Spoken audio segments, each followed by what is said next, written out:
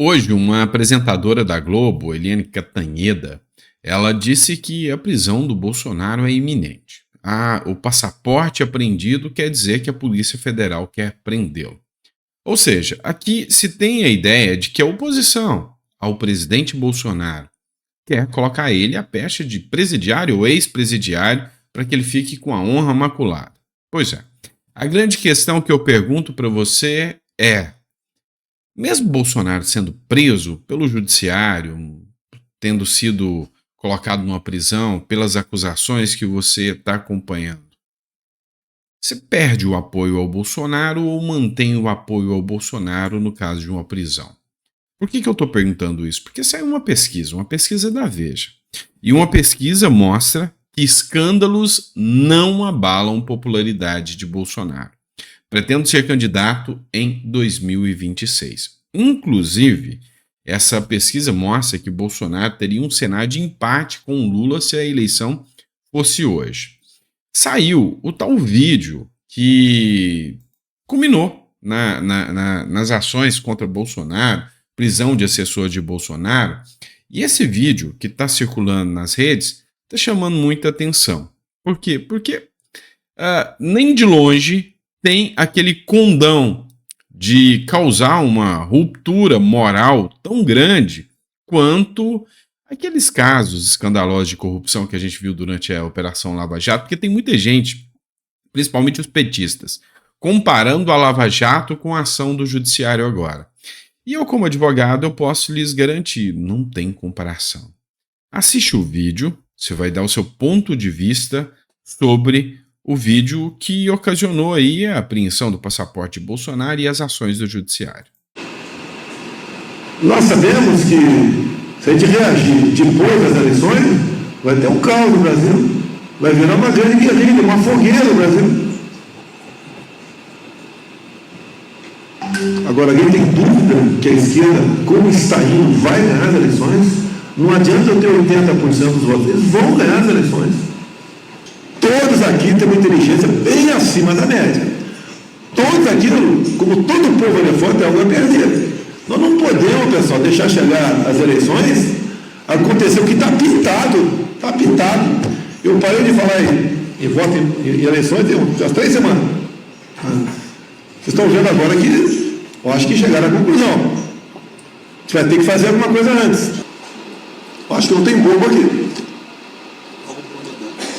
Pô, mais claro do que está aí, mais claro. Impossível. Eu acredito que essa proposta de cada um da comissão de transparência eleitoral tem que, quem responde para a CGU vai, quem responde para a Força Armada aqui, é botar algo escrito, tá? E pedir ao OAB, a OAB vai dar credibilidade para a gente, tá? Polícia Federal, dizer que até o presente, uma nota conjunta, vocês todos, topam, tá? Que até o presente momento, dado as condições de se definir, tá? A lisura das eleições são simplesmente impossíveis de ser atingida. O TSE cometeu um erro quando convidou as Forças Armadas a participar da Comissão de Transparência Eleitoral. Cometeu um erro. Eles erraram. Para nós foi excelente. Aí vocês esqueceram que eu sou o chefe supremo das Forças Armadas? Vocês sabem o que está acontecendo. Achando que esses caras estão de brincadeira. Vamos lá, não estão de brincadeira. O que está em jogo é o bem maior que nós temos enquanto estamos aqui na Terra, a porra da liberdade. Mais claro, impossível. Vamos ter que reagir. Porque os caras estão preparando tudo, pô. Para o Lula ganhar no primeiro turno, na fraude. Vou mostrar como e por quê. Alguém acredita que em Fachin, Barroso, Alexandre de Moraes? Alguém acredita? Secretário, levanta o braço. Acredita que eles são pessoas isentas? Estão preocupados em fazer justiça, seguir a Constituição? De tudo que estão vendo acontecer? Essa cadeira aqui é uma cagada. Está comigo uma cagada. Eu vou explicar a cagada. Não vai ter uma cagada dessa no Brasil. Cagada no bem. Deixa bem claro. com mais de um ganho uma eleição, fudido como eu, deputado baixo clero, escrotizado dentro da Câmara, sacaneado, gozado, uma porra no deputado, 500 e 513. Pois bem, pessoal, o áudio estava um pouco ruim, mas eu acredito que deu para vocês entenderem. Então aqui ele fala a preocupação de que acredita que Alexandre de Moraes, Barroso não vai cumprir a Constituição. E 2 pontos tem que se levantar com esse vídeo que foi vazado agora pelo Anderson Torres. O primeiro questionamento aqui é: você acha que esse vídeo aqui te causa uma repulsa e um escândalo maior do que os escândalos de corrupção da época da Lava Jato? Você acha que isso aqui é um crime tão grande assim a ponto de todo o escarcéu que está sendo realizado hoje, inclusive com ações dentro de um partido, dentro do PL? É o primeiro ponto da pergunta. O segundo ponto da pergunta é: se você estivesse tramando um golpe de Estado ou um crime dos mais imagináveis no país, você seria o burro o suficiente para gravar isso e deixar isso gravado? Então, essa reunião que a Globo, a Bela Megali, teve acesso privilegiado e deixou divulgar o vídeo aqui, essa reunião é o fundamento de todas as ações exaradas aí pelo ministro Supremo Alexandre de Moraes. E aí você tem que ter o direito de conhecer o fundamento, a justificativa e o porquê. Aí você me diz se isso aqui te chocou ou não, tá bom? Vamos lá. Outro ponto que a gente tem que conversar é que algumas pessoas que inclusive estavam dentro dessa reunião foram, alvo da Polícia Federal também. Essa publicação foi feita por um deputado que escreveu o seguinte: aos amigos, tudo. E aí cita aqui que o ministro Supremo Alexandre de Moraes ligou para o padre Júlio Lancelotti e disse que pode intervir, inclusive, na CPI das ONGs que aconteceria em São Paulo, ou seja, atuação política do ministro do Supremo Tribunal Federal.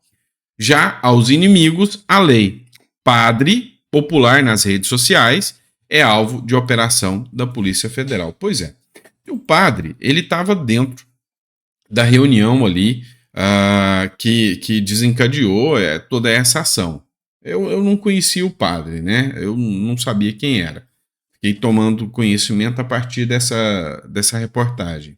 Padre relata a ida de Polícia Federal à igreja e nega participação em plano golpista. Quando eu vejo Polícia Federal invadindo igreja, indo dentro da igreja, me lembra muito Nicarágua, né? Até isso acontece muito para lá. O padre José Eduardo de Oliveira e Silva, um dos alvos da Polícia Federal em operação deflagrada nesta quinta-feira, negou em rede social ter colaborado com a tentativa de golpe no país.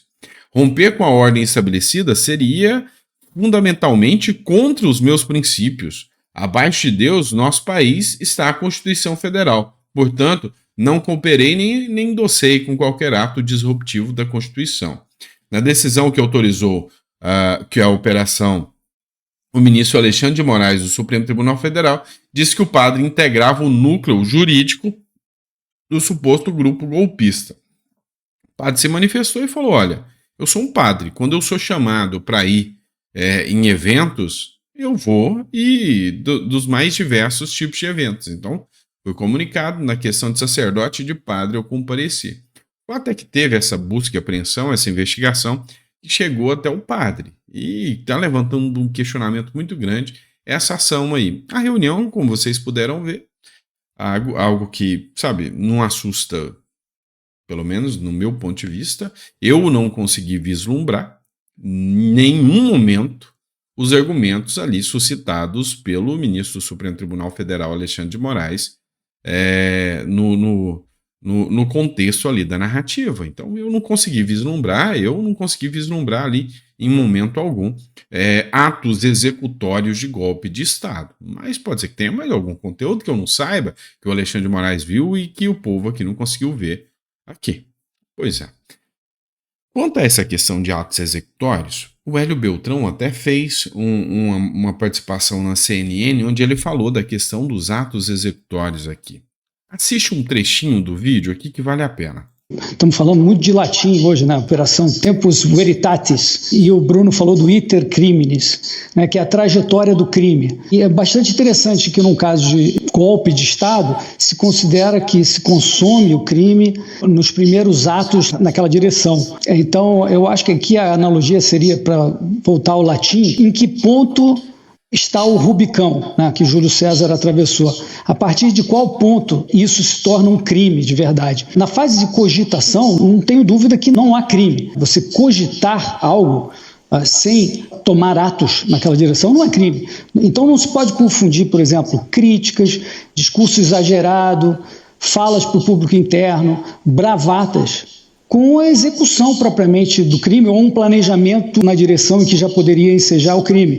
Nessa fala que a gente falou do Bolsonaro, ele falou: vou entrar em campo com o meu exército, os 23 ministros. Isso não é crime, é mais uma bravata. Eu acho que até uma conversa aberta, buscando encontrar caminho de ação para vencer uma eleição, também não necessariamente configura um crime. Eu acho que o sonho da oposição é, sem dúvida, demonstrar que houve crime do Bolsonaro, envolver o Bolsonaro como mandante de um golpe ou qualquer coisa do tipo. Mas é preciso ir com calma. No iter criminis, na trajetória do crime, é preciso demonstrar que ele passou daquele ponto, que ele atravessou o Rubicão. E aí, pessoal, só para a gente ter uma noção de direito aqui, é o seguinte: o iter criminis, ele é o caminho do crime. Ele se divide em 4 fases. 4 fases. A primeira dela é a cogitação. Vem cá, você está com vontade de jogar sua sogra do prédio. Pois é, você só está com vontade. Dentro do ordenamento jurídico brasileiro, a mera vontade, cogitar, chegar até a falar: cara, eu acho que eu vou jogar essa véia desse prédio, não é crime, tá? Então isso não acontece como crime, tá certo? Isso é só a fase de cogitação. Depois você tem a fase de preparação. Peraí, já sei o que eu vou fazer. Eu vou lá e vou cortar a grade de proteção, vou deixar tudo aberto, e aí eu já vou cometer o crime ali, eu vou jogar. Então você vai, cortou, preparou, ou você resolve comprar o veneno. Essa é a fase de cogitação. Essa fase ela só é punida se dentro da lei tiver algum ponto específico, como por exemplo, associação criminosa. É um crime. Associação criminosa. A gente se reuniu ali para cometer um crime e tal, todo mundo entrou, começou a partir para a fase de preparação. Pode ser caracterizado se tiver uma regra legal que estabelece isso. Não é a regra geral. Aí depois eu tenho a terceira fase. Eu cogitei, veio da minha cabeça. Depois eu preparei, cortei ali a grade. Agora eu vou executar. A hora que a velha tá ali bem no rumo ali da janela, a grade cortada, tudo preparadinho, você chega aí. Aí você já entra na fase da execução do crime. Aqui ela passa a ser punível a partir desse momento. Você executou o crime. E aí nós temos a quarta fase, que é a consumação. Não é que a velha é bem sortuda e caiu em cima de um caminhão de colchão que estava passando, uma caminhonete cheia de colchão, ela vai pum, caiu dentro da caminhonete que estava passando e não morreu. Então não houve a consumação. Mesmo assim, você vai ser punido pelo crime tentado. Você tentou matar e não matou. Ou algum crime já vai consumar ali, como por exemplo lesão corporal, alguma coisa assim. Então essa é a questão. E isso aqui que o Hélio Beltrão tentou explicar para vocês. E aí, pessoal, como é que fica a situação? Porque foi uma reunião onde os caras sentaram, conversaram, e ali, até para se apurar que o que eles estavam falando era de golpe, não de mudar, virar a mesa nas eleições. Pois é uma questão muito dramática aqui para ações tão incisivas e graves como as que nós vimos, né? E assim, olha só, a Bárbara do Te Atualizei, ela tem um canal gigantesco no YouTube, vocês devem saber disso, é muito conhecida nas redes sociais. Ela citou o seguinte aqui, ó. Ela citou uma publicação da Globo, tá? Ela escreveu o seguinte, do jeitão dela, que é bem cômico, né? Véi, a Globo News noticiou com a Daniela Lima recebendo foto em tempo real. Sabe-se lá de quem, como uma minuta golpista, na verdade, como como uma minuta golpista e, na verdade, é de um ano atrás, enviada pelo advogado de Bolsonaro para que ele tivesse conhecimento. E aí a matéria é essa aqui, ó, tá? Advogado de Bolsonaro disse que enviou suposta minuta golpista do golpe para o celular do ex-presidente para que ele tomasse conhecimento do material. Isso aqui foi um ano atrás, tá, pessoal? Um ano atrás ele falou, ó, a minuta que o pessoal tá falando que tá circulando é essa aqui e mandou para ele. Então, assim, o consórcio todo, a Globo, sabe? Os jornais, todos estão ali partindo para cima porque eles querem hoje ver o Bolsonaro na cadeia. Hoje é uma questão de honra para os jornais, para a grande mídia, que, sabe, era totalmente avessa ao Bolsonaro, que foi afetado pelo Bolsonaro, ter o Bolsonaro na cadeia. Já outras mídias, até foi uma publicação também da própria Bárbara aqui, já outras mídias, como a CNN, ela fez uma publicação que eu achei bem interessante, tá? Ó, aqui elas falaram o seguinte, olha, já está na hora de começar a levantar o ponto sobre a parcialidade do Alexandre de Moraes e o impedimento dele. Porque é o seguinte, a suspeição dele. Porque é o seguinte, aqui no caso aqui cabe impedimento e suspeição do Alexandre de Moraes. Por quê? Tem duas alas de juristas, uma a qual eu me filio. Eu me filio ao sentido de que não pode um ministro que é abertamente desafeto do réu, do Bolsonaro, o Alexandre de Moraes é abertamente desafeto do réu, ser o julgador da causa. Aqui é uma causa de suspeição. E não tenho dúvidas que Alexandre de Moraes odeia Bolsonaro. Isso é público e notório para toda a sociedade brasileira. A segunda, a questão do impedimento. O ministro do Supremo Tribunal Federal, Alexandre de Moraes, é citado no próprio relatório dele várias vezes como vítima. Como vítima. Ah, tinha um plano para prender Moraes. Ah, tinha um plano para matar Moraes. Tinha um plano para arrancar os cabelos do Moraes. Tinha plano para tudo. E ele é caracterizado ali nos próprios relatórios dele como vítima. Como vítima. Acontece que nesse caso aqui, ele não pode figurar como julgador de forma alguma. Qual que é a outra ala jurídica, e essa eu não me filio? A outra ala jurídica é que diz que a vítima não é o ministro Supremo Alexandre de Moraes. O ministro Supremo, ele é só uma peça. Na verdade, a vítima é o Supremo Tribunal Federal como um todo. Sabe, isso não passa de uma bravata jurídica, uma invenção jurídica muito fantasiosa, ao meu ver. Porque não, a vítima aqui é, com toda certeza, o ministro Supremo e, sabe, o ranço, a raiva, o ódio entre essas figuras é público e notório. Então não dá nem para falar, né? Por fim, mas não menos importante, olha essa matéria aqui do Valdemar da Costa Neto, da revista Oeste, tá? A Procuradoria-Geral da República, a própria PGR, não vê motivo suficiente para proibir o Costa Neto de falar com investigados e entregar passaporte. A Procuradoria-Geral da República, Paulo Gonet, não viu motivo suficiente para proibir o presidente do Partido Liberal, Valdemar da Costa Neto, de manter contato com os demais investigados da Operação Tempus Veritatis ou proibi-los de se ausentar do país. Nem a PGR está vendo aqui os absurdos que estão acontecendo, tá? Nem a PGR está vendo aqui, está coadunando com isso. E olha que a PGR ela é bem alinhada ao Supremo Tribunal Federal. Então, o que você tem que ter em mente? O que você tem que ter na cabeça aqui, meu amigo? É o seguinte, isso aqui é uma violação democrática sem precedentes no Brasil. Nós estamos diante de, em um ano eleitoral, um juiz proibindo o partido de oposição de comunicar-se entre si. Meu amigo, você pode ser bolsonarista raiz, aquele raiz mesmo que acorda e tem uma fotinha do Bolsonaro do lado e beija a fotinha do Bolsonaro. Você pode ser um petista, você pode ser um isentão, você pode ser o que for, mas burro você não é. De saber que isso aqui viola a democracia. Saber que isso aqui é uma exasperação das regras do direito penal. Isso aqui viola totalmente o devido processo legal e viola as regras democráticas. Então, pelo amor de Deus, né? Então, não precisa ser nem muito bobo para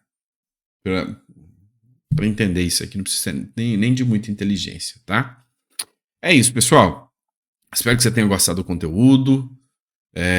O prazer sempre estar aqui tentando esclarecer. Espero que você tenha entendido a questão do intercrimes, do vídeo do Bolsonaro. Espero que você tenha ouvido bem ali, porque o áudio estava um pouco não tão legal, mas é importante que você veja o porquê eles estão dizendo que o Bolsonaro é um criminoso pior do que aquela turma da Lava Jato e do Lula. Pois é, aí é com vocês, tá bom? Grande abraço, pessoal, e até o próximo editorial.